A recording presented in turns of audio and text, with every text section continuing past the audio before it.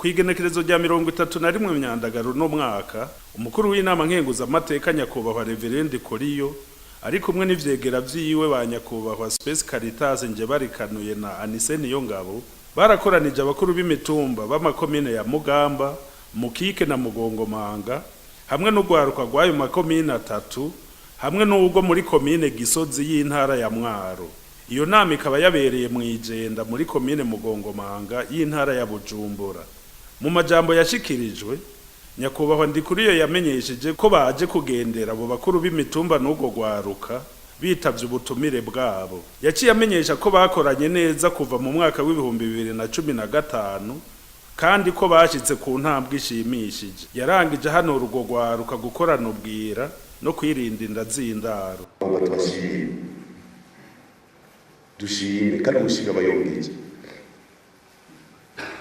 twarakoranye kuva mu 2015 murazi yuko inama ya mbere twagize tugendera intara ya Bururi yabereye mu Mugamba tugendera intara ya Bururi hama turaza tugendera amakomine turaga mu Mugamba turagaruka tugura generale icegera cy'umukuru w'ingabo z'igihugu turamara imisi itatu twaje kwa 5 kwa 6 tuja kwa Mungu twaranagarutse n'umuntu Mukike turabaza kujayo kabiri aha turabaza kugaruka kandi byagenze neza kuko igihe naza turavye naho tutashite n'ingufu nyinshi babana twatura mu Mugamba ngaho Gisozi uravye ntabwo bageze ko kwisi irashimishije ngira murabizi abanyamugamba mwebwe abakuru bituma mu Mugamba utoja noje kwisi ni wambere ni byiza rero kuba guhezagira abantu uti uzoba umuntu kujya basukuru batubwira bati mwana nzogira umuntu uramubwira uti uzoba umuntu kandi acamuba umwana kimubwira cyaba kiza gutuma umwana rero nabi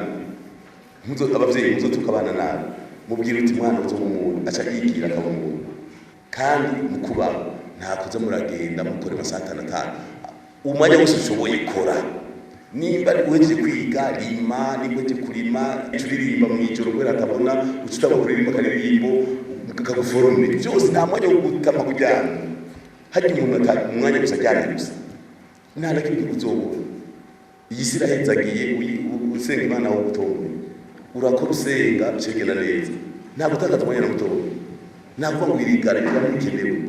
Muri iyo nama icegera ca kabiri c'umukuru w'inama nkenguza amateka nyakubahwa Anise Niyongabo yarashikirije ijambo nk'uwatowe na bamwe mu bari bitavye iyo nama bari baje bava muri komine Mugamba akaba ndetse yarashikirije n'impanuro zitandukanye kuri ugo gwaruka.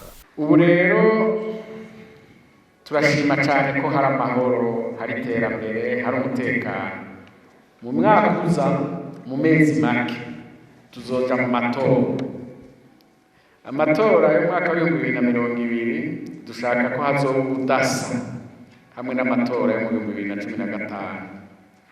Mwaka wa 2015 muri aya makomine mwebwe muvamwo natwe tuvamwo Mukike, Mugongomanga, Gisozi, Mugamba, Matana harabaye akaguma ku buryo butumvikana kubera abantu bahezwe ugwaruka rugahendwa bakaja mwibarabara bakaja gutera amabuye abapolisi bakaja gutera akaguma bavuga ngo bagomba kubuza amatora atamvo zumvikana zihari. Rero ntamvo nimwe yatuma haba akaguma mwijenda mu Mugamba, Mukike, Mugongomanga ni mwijenda, Gisozi, Mugamba, Matana. Jewe twaguma duhanura ngo abana muje mu mashure mureke kuja gutera akaguma. Iyo subiye Bujumbura hari abantu je bantwenga ndiko ndababwira akaguma kare wacu muri ayo makomine. Bambwira ngo rega bari ugutwenga ariko. Mwizo komine Mukike, Mugongomanga, Gisozi, Mugamba, Matana ngo bariko barafyina kuko ntibazi intambara yasinzikaje igihugu muri 1993 ayo makomine ntiyayibonye.